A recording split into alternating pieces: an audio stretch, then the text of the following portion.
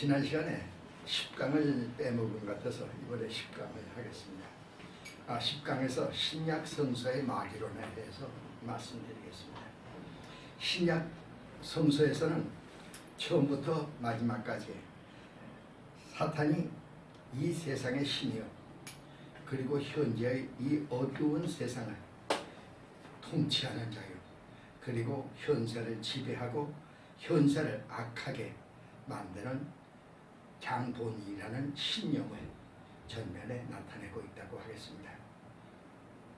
요한복음 14장 30절에 이 세상 임금이 오겠습니다. 주님께서 그렇게 말씀했습니다. 예수님이 살아 계시는 당시에 사람들은 사탄의 세력이 밤 시간에 가장 강력하게 나타난다고 그렇게 생각을 했습니다. 야간에는 어두움의 아들들이 의기양양하다가 해가 뜨는 새벽이 되면은 약간 저들의 세력이 꺾인다, 이렇게 믿었습니다. 이것은 우리가 예수님의 말씀을 이해하는 데 있어서 이제 도움을 주고 있다고 하겠습니다. 예수님께서 밤중에 체포되실 때 이것은 어두움의 세력이 활발히 활동하는 그런 시간이다, 그렇게 말씀하시는 것을 누가복음 22장 53절에서 보게 됩니다. 베드로가 마가복음 5장 2절에서 다불기 시작할 적에 이 새벽에 갑자기 회개하게 되는 이유가 바로 우리가 이제 이해하게 되는 일이 되겠습니다. 그 시대 사람들은, 악령들은 무덤이 있고 또 죽음과 부패한 장소에 이제 산다고 그렇게 생각을 했습니다. 마귀론은 신약론에 있어서 신약 성서에서 종말론과 연결되어져 있습니다. 이 세상이 성결하지도 않고 하나님께 속한 것도 아니고 반대로 사탄에 의하여 지배되고 있기 때문에 신약 성서는 하나님의 미래 왕국을 선포하고 하나님의 통치의 회복과 사단 통치의 종식과 새 우주의 도래를 선포하고 있는 것입니다. 마태복음 24장과 마가복음 13장도 이러한 마귀론적 종말론 신앙을 보여주고 있습니다. 또한 바울이 고린도전서 7장 29절과 31절에서도 반영하고 있는 일로 생각이 되는 것입니다. 바리새인들은 성전 고난시대, 즉 에피파네스가 이 유대인들을 고난을 주던 그런 시대, 그 시대에도 그들은 사단에 대한 신앙을 가지고 그 시대를, 저들이 이제 그 고난의 시대를 견뎌낸 것을 우리가 이제 보게 됩니다. 그래서 예수님은 사단의 존재를 거부하는 사두개인들과는 대화를 하지 아니하시면서도 이 발리세파 사람들과는 교제하고 계시는 것을 우리가 이제 보게 되는 것이죠. 사단의 실제를 믿는 일에 있어서 예수님은 바리새인들과 동지로 생각하셨습니다. 그들의 아들들도 예수 자신이 하신 일처럼 귀신들을 쫓아내는 일을 했던 것입니다. 마태복음 12장 27절을 보시기 바랍니다. 누가복음 14장 1절에 의하면 예수님은 바리새인들과 식사를 같이 하시면서 또 저들과 교제하시는 그러한 것을 우리가 보게 됩니다. 그런데 예수님께서 누가복음 15장에서 세리들과 죄인들과 더불어 식사하시는 그러한 이제 갑작스러운 사건으로 발전하게 되는 것이죠. 바리새파 사람들 깜짝 놀랐어요. 바리새파 사람들은, 이 세리들은 로마를 위해서 유대인들로부터 세금을 걷어들이는 그러한 그 사람들로, 악한 사람들로 그렇게 저들이 봤기 때문에 세리들과 교제하지 아니하였고, 또 유대인들 가운데서도 율법대로 생활하지 아니하는 그런 사람들을 죄인으로 보았기 때문에 그러한 사람들과도 저들을 만나거나 또 식사하거나 또 대화하지 아니하는 것을 우리가 이제 보게 됩니다. 그런데 저들의 친구가 된다고 생각했던 예수님이 갑자기 누가복음 15장에서 이와 같이 세리들과 죄인들과 같이 식사하시는 광경을 보고 저들은 깜짝 놀라지 않을 수밖에 없었던 것이죠. 예수님은 그들의 놀라움과 의혹을 무마하기 위해서 세 가지 비유의 말씀을 하게 되는 것이 누가복음 15장의 내용이 됩니다. 세 가지 비유 중에는 이중적 의미가 있음을 봅니다. 먼저 어째서 죄인들과 함께 식사를 하고 계시는지에 대한 해명입니다. 그것은 그들도 모두가 우리와 동일한 하나님의 자녀가 된다는 것입니다. 그리고 다른 그 의미가 있음을 보여주는데 세 가지 비유 중에 각각 찾을 필요가 없는 그러한 사람들을 우리가 이제 보게 됩니다.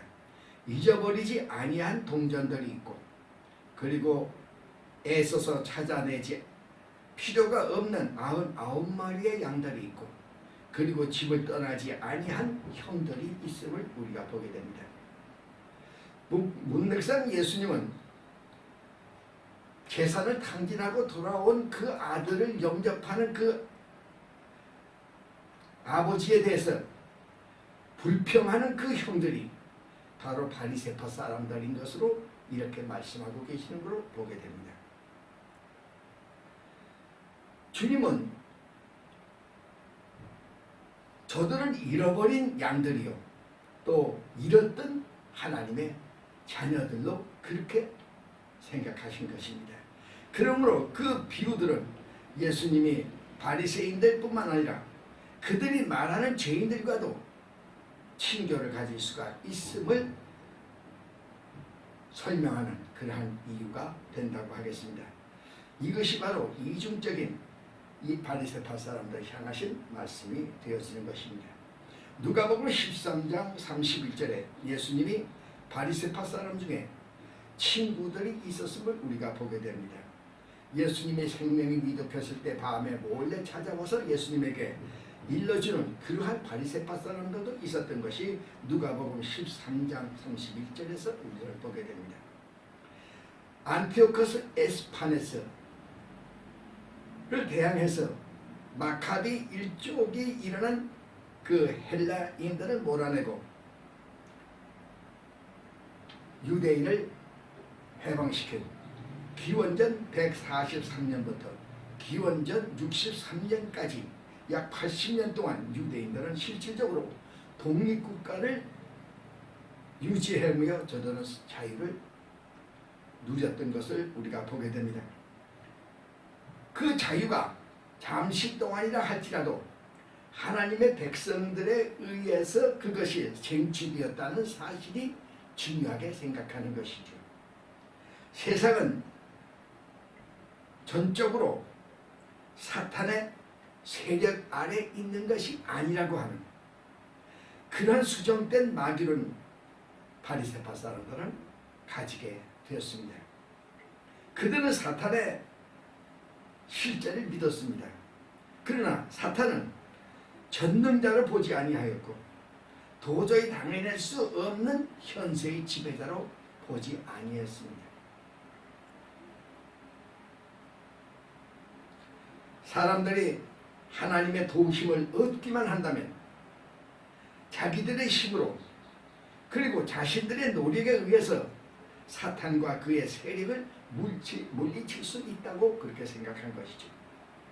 이것이 바로 바리새파 사람들이 율법을 보는 관점입니다. 율법은 사탄을 물리치는 데 사용할 수 있는 무기로 저들을 이제 보게 된 것입니다.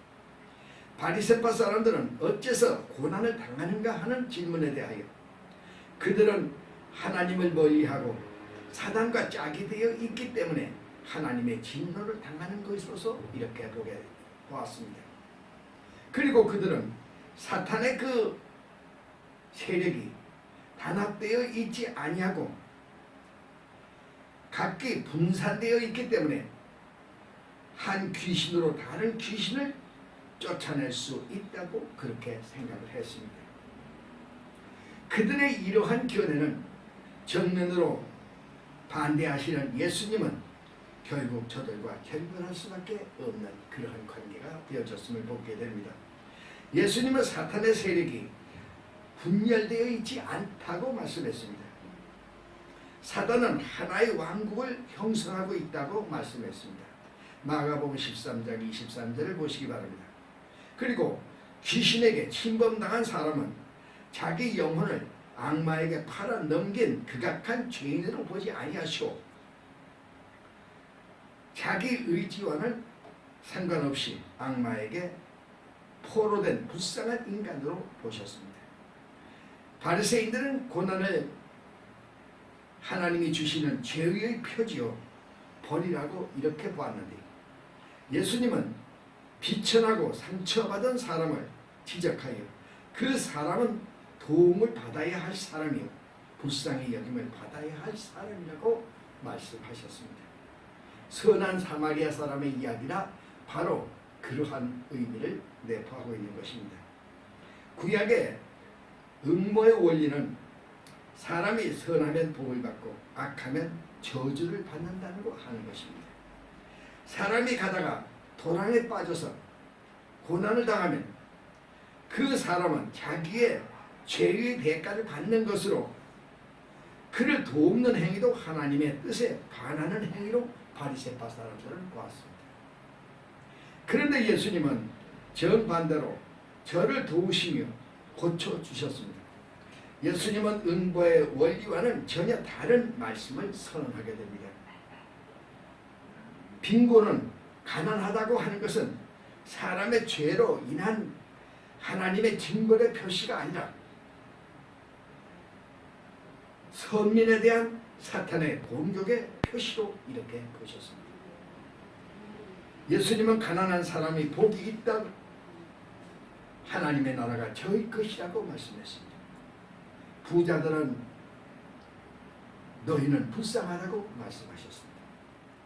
이러한 내용이 부자 나사로의 비유에서 나타나게 되는 것이죠. 예수님과 바리새파 사이에 이러한 근본적인 차이가 분명하게 나타나게 됨에 따라서 예수님과 바리새파인들과의 관계가 극적인 변화로 악화하게 되는 이유가 여기 있게 되는 것입니다. 예수님은 통렬한 비난을 하심으로 저들에게 7가지 화를 선언하시게 됩니다. 마태복음 22장 12절 써보시기 바랍니다. 이로써 저들과 예수님의 관계는 돌아올 수 없는 강을 건너게 되는 최악의 관계가 되었던 것을 우리가 보게 되는 것입니다. 그 다음에 우리가 사탄과 충돌하시는 예수님, 예수님의 자의식에 대해서 이제 우리가 생각해 보겠습니다. 예수님은 이 땅에 오셨을 때 진실로 사람이 되셨다는 것을 믿어야 하는 것입니다.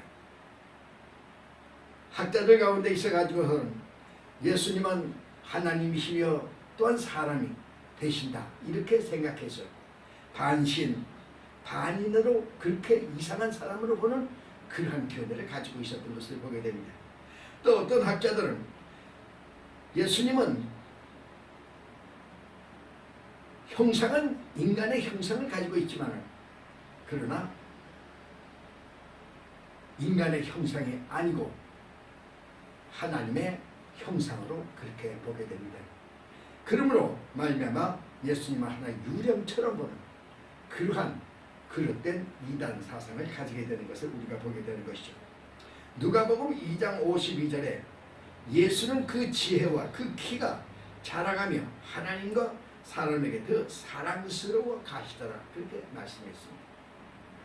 예수님이 세상의 모든 보편적인 아이들과 같은 모습으로 점차 자라시며 사랑스러워 갔다고 하는 것은 점차 사람들에게 훌륭한 인격자로 성장되었다고 하는 그런 내용입니다. 또한 하나님 보시기에 점차 인자로서 사랑스러워 갔다는 그런 내용이 되는 것이죠. 예수님은 그의 생애에 있어서 12살 이후에 30살까지의 세월에 관하여 아무것도 알려진 바가 없습니다. 예수님은 자신이 하나님의 아들이심을 알고 있었습니다. 어머니로부터 탄생의 비화에 대한 이야기를 들으셨고 12살에 성전에서 일어난 사건을 통해서 점차 자신이 하나님의 아들이신 것을 인지하고 계셨음을 보게 됩니다. 그런데 하나님의 아들은 도대체 무엇을 해야 하는 것인가 하는 문제에도 점진적으로 자라가시며 하나님의 예정을 이해하시는데 이르게 된 것으로 보게 됩니다. 하나님으로부터 오는 신호는 세례 요한의 사역에서 나타나게 됩니다. 세례 요한은 회개하라 천국이 가까웠느냐고 외쳤습니다. 그 종말론적인 인물인 세례 요한은 하나님의 나라가 온다고 선포한 이 선포는 예수님에게 자기 때가 온 것을 알리는 기쁜 소식이 되어진 것을 우리가 보게 됩니다. 세례 요한의 설교와 사역에서 예수님은 자기의 때가 드디어 시작되었다는 계시를 받으셨습니다. 그러므로 예수님은 요단강으로 세례 요한을 찾아갔으며 그에게 세례를 요청하게 되십니다. 여기서 마태는 그의 기록에서 예수님이 요단강에 이르러 마태복음 3장 13절에 그렇게 기록하고 있는데 여기서 이야기하는 이르러 이 말은 파라기네타이 다시 말해가지고 공적으로 오셨다는 것이죠. 그러므로 예수님의 그 공생애가 이때부터 시작되었다는 것을 말씀하고 있는 것으로 보게 되는 것입니다. 요한에게 세례를 받으러 하실 때에 마태복음 3장 14절에서 요한이 말렸다. 이 말려는 위의 홀리언으로 아주 강력한 의미의 말이 됩니다. 당신에게 내가 세례를 받아야 하는데 어떻게 당신이 나에게서 세례를 받으려고 하십니까? 안 됩니다. 그리고 강력하게 거절하는 그러한 말씀이 되는 거죠. 이에 대하여 예수님은 의를 이루는 것이 마땅하니 마태복음 3장 15절에 허락하라 그렇게 말씀하게 됩니다. 의를 이루는 것이 합당하다. 이 의가 무엇일까요? 예수님은 마귀의 권세들을 정복하시기 위하여 오신 하나님의 아들이 되십니다. 이것이 바로 하나님의 의를 이 땅에 이루시고 하나님의 나라를 세우시기 위하여 오신 하나님의 아들이 되시는 것입니다. 세례 요한은 회개하라 천국이 가까이 왔느냐고 선포했습니다. 사탄이 왕국을 이루고 있는 이 세상에 하나님의 나라가 침공하여 왔음을 선포하는 것입니다. 회개하라는 세례를 받음을 통하여 하나님이 죄를 용서하신다는 뜻이 아닙니다.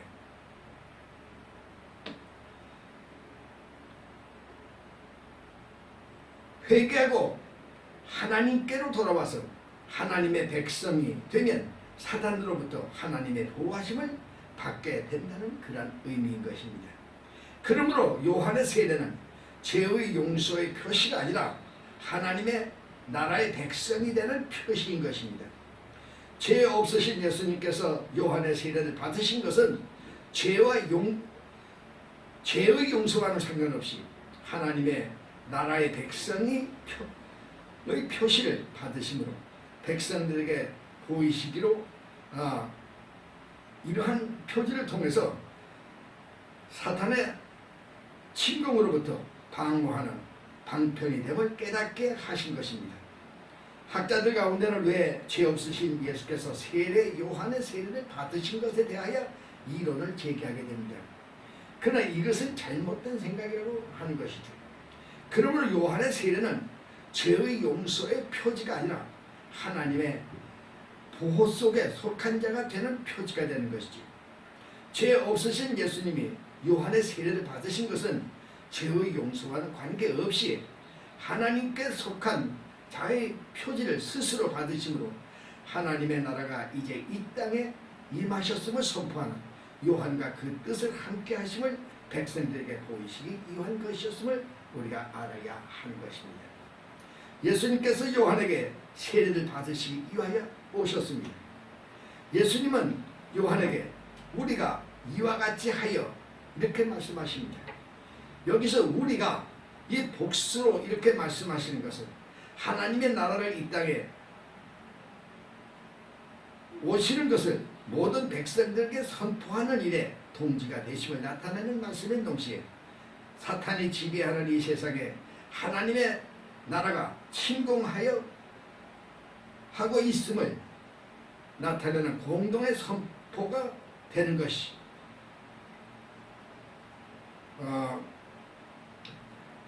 바로 이 땅에 사탄의 세력을 파괴하러 오신 하나님의 나라 예수 그리스도이심을 말씀하고 있는 것이죠. 그러므로 요한의 세례를 통하여 백성들이 하나님의 나라의 백성으로 들어오게 되므로 사탄으로부터 하나님의 보호를 받는 자가 된다는 것을 의미하는 그러한 말씀이 됩니다. 요한의 예수님의 말씀에 그 뜻을 깨닫고 예수님의 세례를 허락하라 하셨을 적에 즉시 요한은 허락하리라 이렇게 말하게 됩니다. 하나님께서 이 땅에 하나님의 왕국을 세우시는 일은 하나님이 만세전에 작정하신 일이며 이를 위하여 하나님의 아들이 이 땅에 오셨으면 하나님의 예정 가운데 이미 선지자들을 통하여 예언하신 하나님의 뜻, 즉 하나님의 의가 되는 것입니다. 이사야서 7장 14절을 보시기 바랍니다. 이를 깨달은 세례 요한은 예수님께 세례를 베풀게 된 것입니다. 예수님은 세례를 받으시고 그 물에서 나오실 적에 하늘로부터 그에게 음성이 들려왔습니다. 마가복음에는 그 음성이 이음청으로 되어 있어서 이제 예수님에게 직접 이야기하시는 것으로 이렇게 나타납니다. 마가복음 1장 11절에 너는 내 사랑하는 아들이라 내가 너를 기뻐하노라 그렇게 기록되어 있습니다. 예수님은 세례를 받으신 후 사탄의 공격을 받으시기 위하여 광야로 나가셨습니다. 이것이 예수님 생애에 있어서 첫 번째 위기가 된다고 하겠습니다. 마가복음은 첫 문장에서 예수는 하나님의 아들이라고 선언하고 있습니다. 일종의 이러한 그 선언은 바로 이제 흑암의 세력들이 이러한 그 일종의 이제 이 세상을 지배하고 있는 사탄의 세력들에 대한 선전포고가 된다고 하겠습니다. 흑암의 세력들이 예수님의 바로 이렇게 보고 있었던 것이죠. 당신은 우리를 멸하러 왔습니까? 마가복음 1장 24절에 기록되어 있죠. 예수님은 그 악령들을 책망하시고 그리고 잠잠하라고 이렇게 말씀하게 됩니다.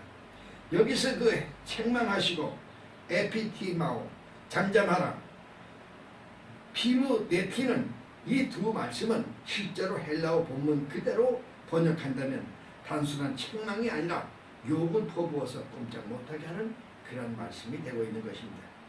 예수님이 이 땅에 오신 목적이 사탄에게 압박당해서 사람들을 해방하시기 위해서 오셨음을 우리가 이제 선언하는 그러한 말씀이 된다고 하겠습니다. 그 다음에 우리가 예수님의 기적들에 대해서 보겠습니다. 예수님의 기적들은 무엇을 의미하는 것일까요? 예수님의 기적에 대해서 마가복음은 70%가 예수님의 기적에 대하여 집중하고 있음을 보게 됩니다. 예수님의 기적들은 예수님과 사탄과의 전투라는 테두리 안에서 우리가 이해해야 할 것입니다. 예수님과 바울은 병의 기원에 대하여 사탄에서 찾았습니다. 그러므로 치유의 기적은 사탄에 대한 공격으로 간주되는 것입니다. 마가복음 1장 24절에 이제 우리를 멸하러 오셨습니까 하는 이 사탄의 이 말을 예수님께서 마귀에 대한 공격에 대한 말씀으로 마가복음 전체의 특성을 말해주고 있는 말씀으로 우리가 보게 됩니다. 그 다음에 질병에 관해서 우리가 좀 보겠습니다. 예수님은 마귀들 자신을 공격하셨을 뿐만 아니라 그들의 하는 일을 공격하신 것이죠. 예수님은 마귀들이 망가뜨린 것을 회복시켜 놓으셨습니다. 마귀들이 병을 일으켰을 적에 예수님은 그 병을 고치셨고 예수님은 그 병을 고치실 뿐만 아니라 귀신을 쫓아내셨습니다. 예수님은 시몬 베드로 장모의 그 병을 고쳐주신 것이 누가복음 4장 38절에 나타나는데 이 장모의 병을 고쳐주셨다. 그게 아니라 그 병을 꾸짖으셨다. 이 에피디메레 이 야단치셨다는 거죠. 그러니까 그 병을 야단치셨다. 그렇게 말씀하십니다. 그런데 마태복음 8장 26절에 이제 풍랑을 일으키는 이 바람을 향해서 이제 야단치셨다. 다시 말하면 에페티메, 이 똑같은 그런 말씀을 하고 계시는 것이죠. 그것은 바로 이 병을 일으키는 이 일이 또 이제 이와 같이 자연 그러한 재해를 일으키는 그러한 일들이 모두가 사탄이 하는 일인 것을 말씀하고 계신 것으로 보게 되는 것이죠. 누가복음 7장 21절에 그때 그 많은 병과 고통과 악령 들린 자를 고치셨다. 그렇게 말씀했어요. 여기서 이 고통, 마스티스는 전염병 또는 이제 재앙을 얘기하는 것으로 이제 모든 인간들에게 있게 되는 자연의 그 재해, 자연적인 그 재해에 대해서 말씀하시는 거죠. 이러한 그 고통은 하나하나가 별개의 것이 아니라 모두가 사탄이 인간들을 괴롭히기 위해서 사용하는 무기 중에 하나가 되는 것입니다. 예수님의 병을 고쳤을 적에 사탄의 힘을 분쇄하고 계시는 것이 되는 것입니다. 그러므로 치유의 기적들은 예수님의 능력에 대한 증거이며 사탄을 이제 정복하시는 그런 일이 되어지는 것입니다. 오늘날에 있어서 사람들은 병을 일으키는 것이 악령들이 아니라 세균들 때문이라고 이렇게 말하는 사람들이 있습니다. 예수님의 치유의 기적들에 있어서 우리가 본질적으로 드러나는 것은 이 질병의 그 성격에 대한 이해가 아니라 하나님에 대한 이해입니다. 우리가 고난과 고통을 당할 때 우리의 그와 함께 하시며 고난과 고통을 정복하려고 역사하시는 하나님에 대한 우리의 믿음인 것이죠. 또한 질병을 일으키는 세균을 사용하는 자는 사탄입니다. 하나님이 인간들을 위해서 의술을 이제 제공하시고 약을 제공하시고 있다 할지라도 사탄을 정복하시는 것은 하나님이심을 우리가 기억해야 할 것입니다. 다음에 우리가 기근에 관한 문제입니다. 이 기근이라고 하는 것은 악마의 역사입니다. 그래서 치유의 기적에 곁들여서 급식의 기적들이 성경에 기록되고 있는 것이죠.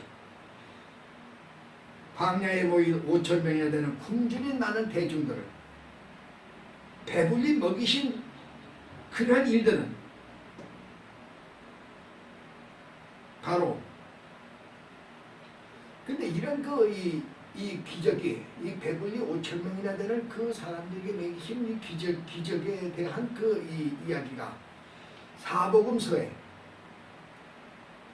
공동으로 나타나는 유일한 예수님의 기적이 되어진다고 하는 것을 우리가 기억해야 합니다. 이것은 이 땅에 기근으로 고통을 주고 있는 사탄에 대한 예수님의 공격인 것을 우리가 알아야 합니다. 에덴 동산에는 양식이 풍성했습니다. 그러나 사탄이 아담으로부터 세상에 대한 지배권을 빼앗은 그 이후에 이 땅에는 궁핍과 기근이 오게 되었음을 우리가 알아야 하겠습니다. 마가복음 1장 24절에 25절에 귀신을 향하여 책망하셨다.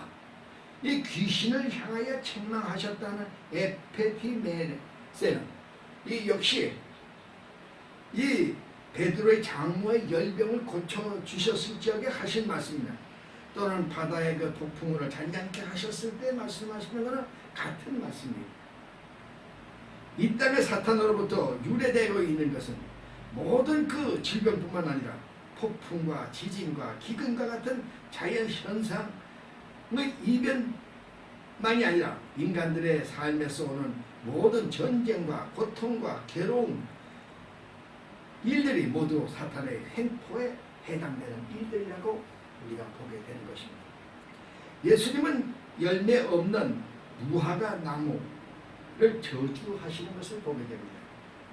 그때는 무화과 철이 아니었다는 사실에도 불구하고 열매 없는 무화과 나무를 저주하셨다고 하는 것은 그 당시의 사람들이 모두가 다 이상하게 생각했던 내용이 됩니다.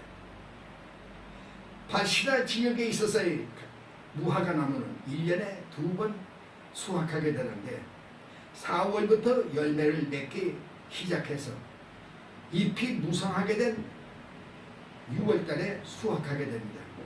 예수님의 열매를 구하신 4월에는 아직 성숙하지 못한 열매지만은 맛은 없어도 먹고 시장기는 면할 수 있는 그러한 것이 되었다고 합니다. 그런데 그 나무는 잎이 무성하면서도 보기와는 다르게 열매는 없는 실망스러운 그런 나무였습니다. 4월부터 열리기 시작하여 5월과 6월에 익는 과일을 겨울 과일이라고 했고 8월과 9월에 수확할 수 있는 열매는 여름 과일로 이렇게 불렀습니다. 그런데 여기서 무화과 나무의 때 마가복음 11장 13절에 무화과의 때가 아님이나 하는 이 때 카이로스는 종교적인 용어입니다. 이것은 마가복음 1장 14절과 15절에 때가 찼고와 같은 뜻의 말씀이 됩니다. 때가 찼고 그 때가 차서 예수님은 오셨습니다. 그런데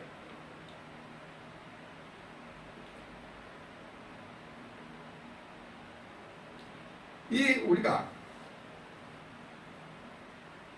예수의 그 저주는 이스라엘에 오신 예수를 그리스도를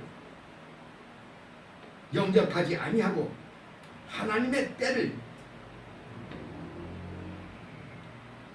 잃어버린 유대인들을 향하신 종말론적인 말씀으로 이해되어야 합니다. 그러므로 예수님의 저주는 무화과 나무 자체에 대한 경고라기보다는 예수를 죽이려고 하는 사탄의 핵책에 이끌린 이스라엘의 그 지도자들과 민중들에 대한 경고의 말씀이라고 생각되는 것이죠. 그렇기 때문에 학자들은 AD 70년 예루살렘의 멸망으로 이제 이 말씀이 성취되었다 이렇게 보는 그런 학자들을 보게 됩니다. 그러나 이 말씀은 종말론적인 경고인 것으로 우리가 봐야 합니다. 무화과 나무의 그 이 사건은 하나님의 나라의 오심을 깨닫지 못하는 유대인과 그 백성들에 대한 경고였음을 우리가 봐야 합니다. 예수님의 자연 기적들은 사탄에 대한 공격이며 그리고 사람들에 향한 사탄의 모든 그 악의적인 공격을 예수님이 무산시키는 것으로 우리가 보게 됩니다. 예수님은 질병으로 고통하는 자들을 고치시고 굶주리는 군중들을 먹이시고 여기서 궁핍하고 괴로울 적에 우리를 도우시며 사단의 유혹이 나약한 우리를 대신하여 싸워주시고 우리의 병과 고통에서 우리를 치료해 주시고 죄의 속박에서 우리를 해방하시며 하나님의 축복 속에 살도록 이끌어 주시는 그리고 보호하시는 그리스도의 사랑을 모습을 알고 감사하시는 그러한 일을 해야 하겠습니다. 그 다음에 있어서 죽음의 문제입니다. 사단의 가장 큰 무기는 병이나 기근이 아니라 죽음에 있습니다. 그러니까 궁핍하고 괴로울 적에 우리를 도우시며 사단의 유혹이 나약한 우리를 대신하여 싸워주시고 우리의 병과 고통에서 우리를 치료해 주시고 죄의 속박에서 우리를 해방하시며 하나님의 축복 속에 살도록 이끌어 주시는 그리고 보호하시는 그리스도의 사랑을 모습을 알고 감사하시는 그러한 일을 해야 하겠습니다. 그 다음에 있어서 죽음의 문제입니다. 사단의 가장 큰 무기는 병이나 기근이 아니라 죽음에 있습니다. 그래서 예수를 죽이기 위해서 모의하게 하는 것으로 우리가 보게 됩니다. 그러나 이러한 그 사건의 배후에는 인간들의 죽음의 공포에서부터 벗어나 나를 하는 그 소망을 차단시키려고 하는 사단의 계획된 반격이 되었음을 예수님은 알고 계셨습니다. 예수님은 이러한 그 사단의 반격이 충분히 있음을 이제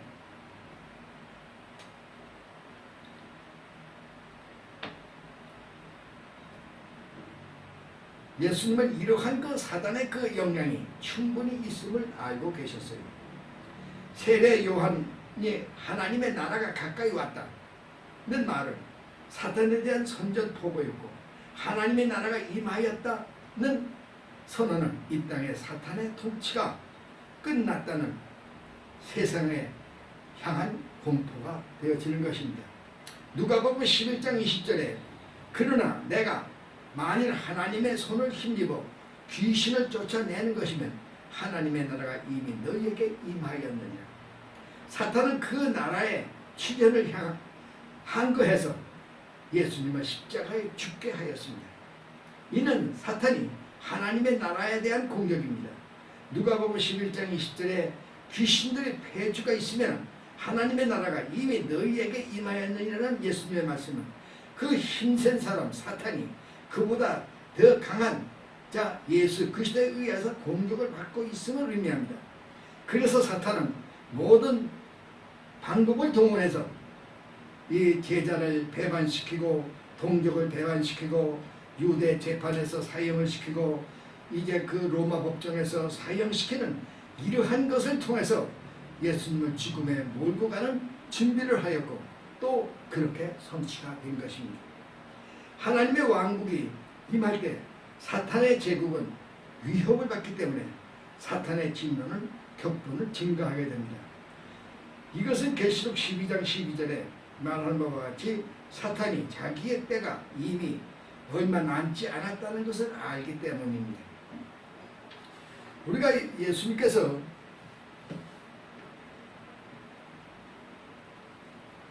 이 원수의 그 한건을 받으시면서도 밭에 씨를 뿌리시는 하나님의 노력에 대해서 이제 마태복음 13장 18절에서 말씀하시는 것을 보게 됩니다. 그런데 그 밭에 잡초와 가라지를 뿌리는 자가 있다고 말씀하십니다. 예수님은 바로 그 자가 바로 마귀라고 말씀하시는 것이죠. 그 밭은 바로 교회입니다. 이 말세 복음 시대에 있어서 교회를 파괴하려는 이 악한 세력들이 교회 안에 이제 가라지를 뿌림으로 말미암아 이제 교회에 어려워지고 또 교회와 교회가 서로 분리되고 또 교회 안에서 목사와 성도가 분리되고 성도와 성도 간에 분리되고 이러한 일을 통하여 교회를 말살하려고 하는 그러한 그 세력들이 교회 안에 생겨나게 되는 것을 예언하고 계시는 말씀으로 보게 됩니다. 예수님은 바로 그 못된 자가 마귀라고 말씀했습니다. 누가복음 12장 49절에 나는 이 땅에 불을 던지러 왔노라고 말씀합니다. 평화의 왕이 되시는 예수님이 무슨 뜻으로 이러한 말씀을 하셨을까? 모두가 놀라워했습니다. 그러나 이 말씀은 불을 던지러 왔다. 멜레이는 성도들이 모든 고난 속에서 그 고난을 이겨내는 열성적인 신앙생활, 신앙의 불을 의미한다고 보게 됩니다. 마태복음 10장에서 보시기 바랍니다. 예수님의 전 사역은 사탄으로부터 오는 고통과 고난으로부터 사람들을 구원하시는 일이었습니다. 예수님은 베드로의 그가 받게 될 환난에서 승리하도록 하기 위해서 그를 위해서 기도하셨다고 말씀합니다. 주님은 지금도 하나님의 우편 보좌에 계시면서 우리를 위해서 기도하시는 모습을 우리는 이제 보게 될 것입니다. 여기까지 하겠습니다. 감사합니다. 수고하셨습니다.